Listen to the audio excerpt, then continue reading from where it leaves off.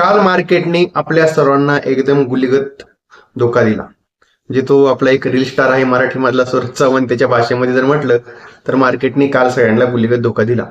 आणि काल जो आपण व्हिडिओ बनवला होता, परवा दिवशी पण व्हिडिओ बनवला होता, मी त्याच वेळेस बोललेलो होतो आपल्याला का मंथली एक्सपायरी आहे.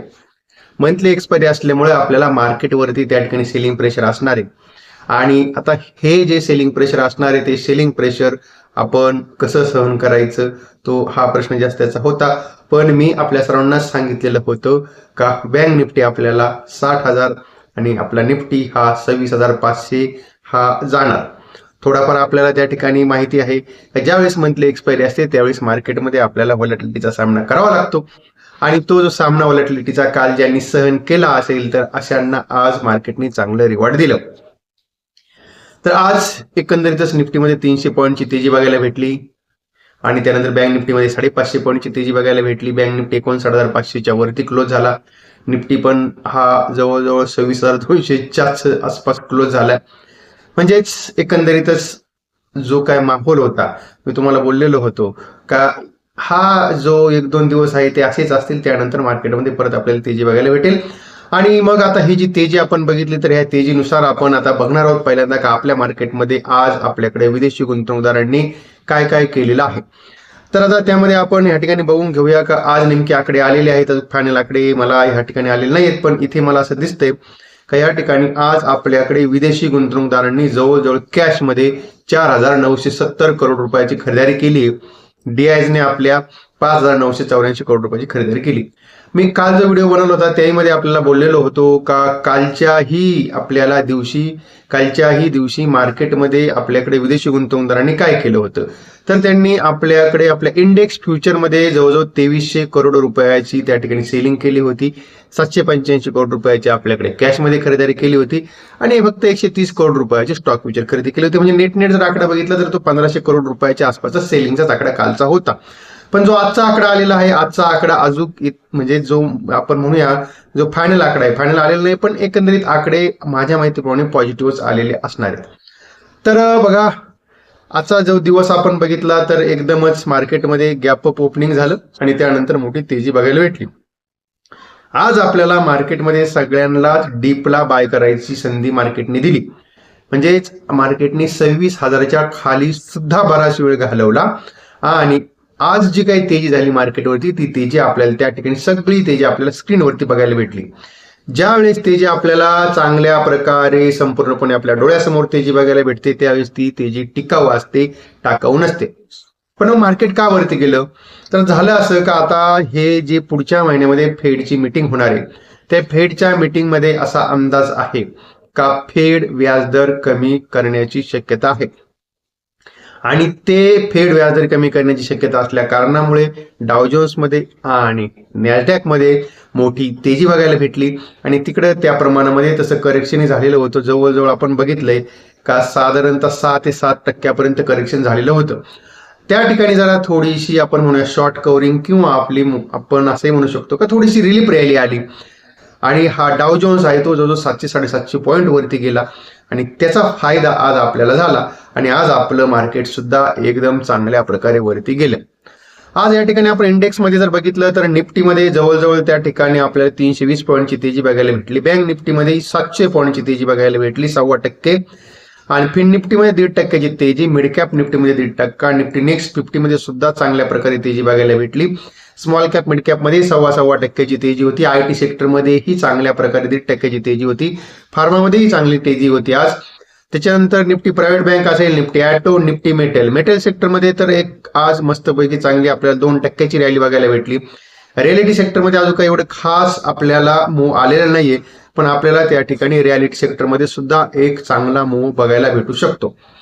आणि त्यानंतर आपण बघूया निफ्टी हाऊसिंग असेल, त्यानंतर निफ्टी इंडिया मॅन्युफॅक्चरिंग असेल, डिफेन्स असेल, तर या सगळ्या सेक्टरमध्ये आज आपल्याला त्यामध्ये चांगली तेजी बघायला भेटली. आणि त्यामध्ये काल आपण एक आपला BEL जी कंपनी आहे आपली भारत इलेक्ट्रॉनिक्स लिमिटेड कंपनीचा एक आपण काल दिला होता 407 रुपयाच्या आसपासचा short term trade.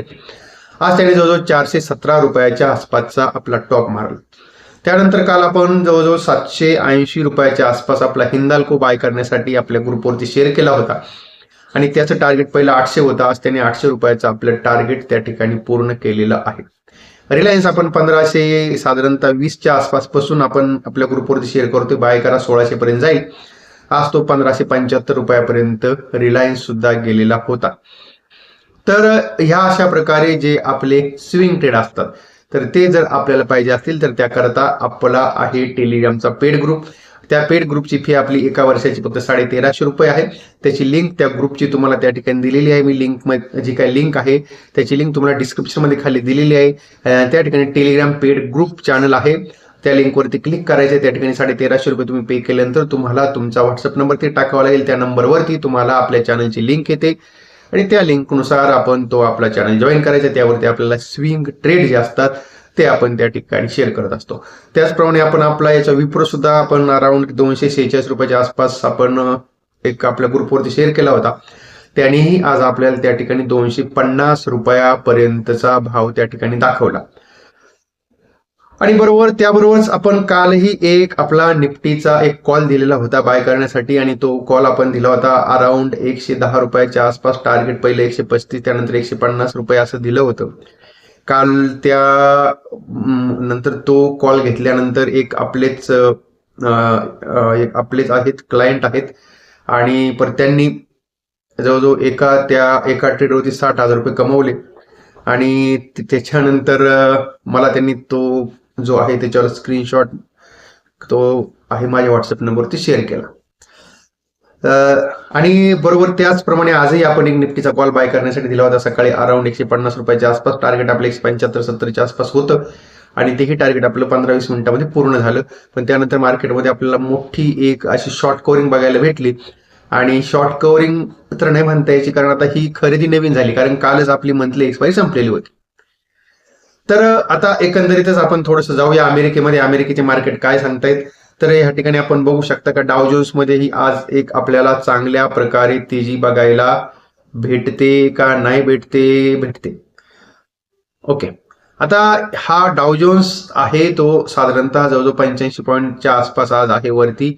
Dollar index आहे, डॉलर इंडेक्स 100च्या खाली आहे आणि तीही गोष्ट आपल्यासाठी चांगली आहे. त्यानंतर थोडं कमोडिटीमध्ये आपण बघूया तर कमोडिटीमध्ये आपल्याला सोनं जे आहे त्या सोन्यामध्ये आपल्याला बघायला भेटते साधारणतः 1% आसपासची तेजी आहे. चांदीमध्ये 2% तेजी आहे आणि क्रूड ऑइल मध्ये तर फ्लॅट टू पॉझिटिव्ह निगेटिव्ह वातावरण चालू आहे. म्हणजेच जो आपला ग्लोबल माहोल आहे तो ग्लोबल माहोल हा एकदम ठीकठाक आहे. कुठेही त्यामध्ये ग्लोबल माहोलमध्ये कुठल्याही प्रकारे डॅमेज झालेले नाहीये. आणि मग आता एकंदरीतच आपल्याला निफ्टीची चाल काय आहे तर निफ्टीसाठी सगळ्यात महत्वाची गोष्ट काय आहे.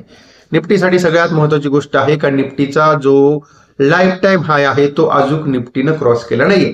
बँक निफ्टीनं जवळजवळ तो 9 ते 10 वेळेस त्या ठिकाणी क्रॉस केलाय पण अजून आपल्या निफ्टीनं त्या ठिकाणी तो लाईफ टाईम हाय क्रॉस केलेला नाहीये. तो लाईफ टाईम आहे 26,277चा आहे लाईफ टाईम हाय आणि आता आपण आहोत 26,205 म्हणजेच अराउंड जवळजवळ 70 पॉईंट जर अजून निफ्टीवरती जर गेला तर मग निफ्टी त्या ठिकाणी आपल्याला नवीन लाईफ टाईम हाय जो आहे तो क्रॉस करेल. तो जर क्रॉस केला तर आणखीन 200-250 पॉईंटची तेजी आपल्याला मार्केटमध्ये बघायला भेटेल. आणि मग त्याच हिशोबाने मी तुम्हाला सांगितलेलं होतं का निफ्टीमध्ये आपल्याला 26,500 पर्यंतची टार्गेट डिसेंबर महिन्यापर्यंत बघायला भेटते. बँक निफ्टीमध्ये मी 60,000 पर्यंत टार्गेट सांगितलेली होती.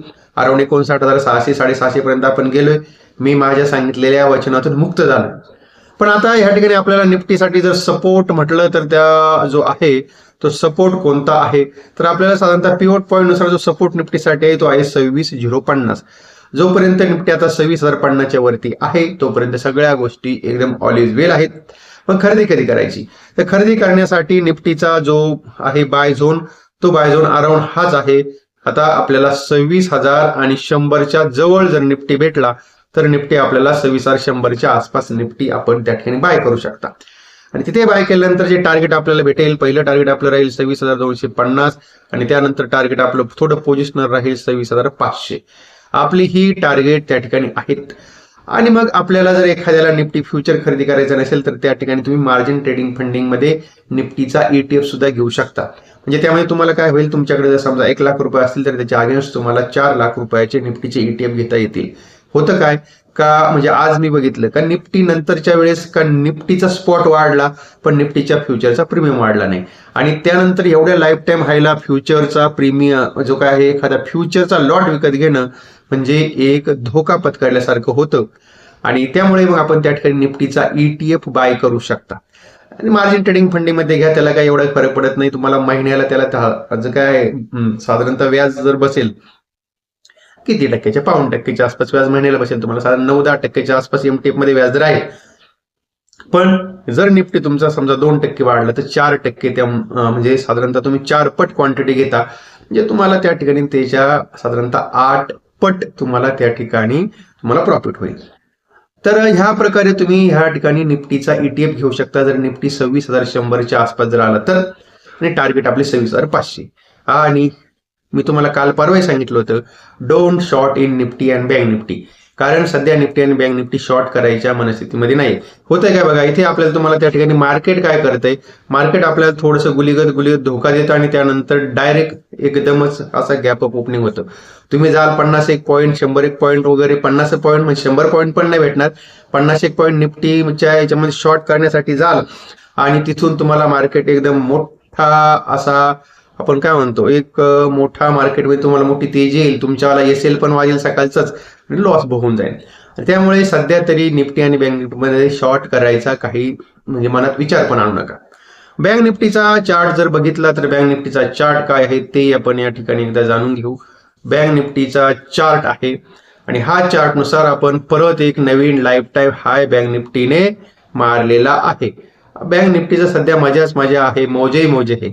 डेली नवीन लाईफ टाईम हाय 59,554चा परत एक नवीन लाईफ टाईम हाय बँक निफ्टीने मारलेला आहे. आणि बँक निफ्टी आता जवळजवळ आपण फिबोनाची रिट्रेसमेंटच्या झोननुसार जर बघितलं तर 5 म्हणजे आपण रेजिस्टंट पॉईंट 5वा रेजिस्टंट त्यांनी क्रॉस केलेला आहे.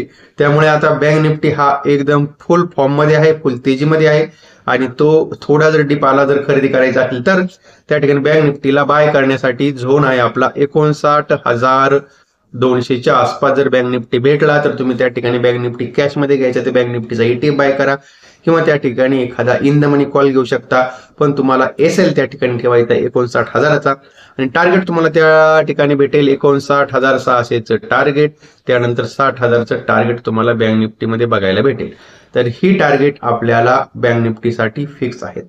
ओके, आणि मग आता आपल्याला कुठल्या कुठल्या सेक्टरवरती लक्ष द्यायचं आहे. आता होतंय काय का आपण बघतोय का बऱ्याच जणांचा पोर्टफोलिओ फक्त निफ्टीवरती चाललाय, निफ्टी जातोय आपला 120च्या स्पीडने आणि पोर्टफोलिओ न्यूट्रल आहे, अशी सगळ्यांची अवस्था आहे. त्यामुळे मला तरी असं वाटतं का इक्विटी आता या लेवलला तुम्हाला इक्विटीमध्ये बाय करण्यापेक्षा तुम्ही त्या ठिकाणी ETF वरती बेट लावू शकता. म्हणजे काय होईल, जरीही थोडंफार करेक्शन जरी मार्केटमध्ये आलं तरी तुमचा पोर्टफोलिओ खूप असा निगेटिव्ह होणार नाही, आणि तेव्हा मग आपल्याला जरा थोडं ह्याही गोष्टीकडे आपल्याला लक्ष द्यायचं आहे.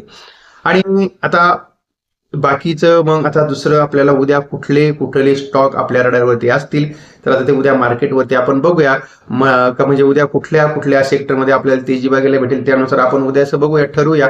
आपण आपला ग्रुप जो आपला टेलिग्रामचा आपला फ्री ग्रुप सुद्धा आहे, आपण त्यावरतीही काही आपण जे काही आयडियाज असतात ते आपण त्या ठिकाणी शेअर करत असतो. आणि जो पेड ग्रुप आहे त्या पेड ग्रुपवरती आपण दिवसभरात 5-6 आयडिया आपण शेअर करत असतो. तर ते आपल्या ग्रुपवर तुम्हाला त्या सगळ्या गोष्टी भेटतील. आणि तसंच आपण आपल्या ह्या चॅनलची तुम्ही मेंबरशिप सुद्धा घेऊ शकता. त्या मेंबरशिपमध्ये तुम्हाला कुठल्या प्रकारे ट्रेड करायचं, काय करायचं, या सगळ्या गोष्टी एज्युकेशनल जे काय असे व्हिडिओज असतात आणि ते मी तुमच्या बरोबर त्या ठिकाणी शेअर करत असतो. ओके, आणि तेव्हा आता इथे आपण थांबूया. अर्थातच आता जर आपण समजा बघितलं तर आता उद्या म्हणजे खूप मोठा असं गॅप अप ओपनिंग वगैरेचं काय वाटत नाहीये, थोडं फ्लॅट टू पॉझिटिव्ह ओपनिंग होईल. त्यानंतर आज आपला डाव जोन्सचं क्लोजिंग काय होतं त्यावरती डिपेंड असेल, पण का मार्केटमध्ये कुठल्याही प्रकारे पॅनिक नाहीये. मी तुम्हाला सांगितलं होतं काल परवाचं जे होतं ते आपल्याकडे मंथली एक्सपायरीचा जरा प्रॉब्लेम होता, पण आता उद्या थोडंसं प्रेशर आपल्या सेन्सेक्स वरती राहू शकतं. आता उद्या आहे आपल्याकडे सेन्सेक्सची मंथली एक्सपायरी.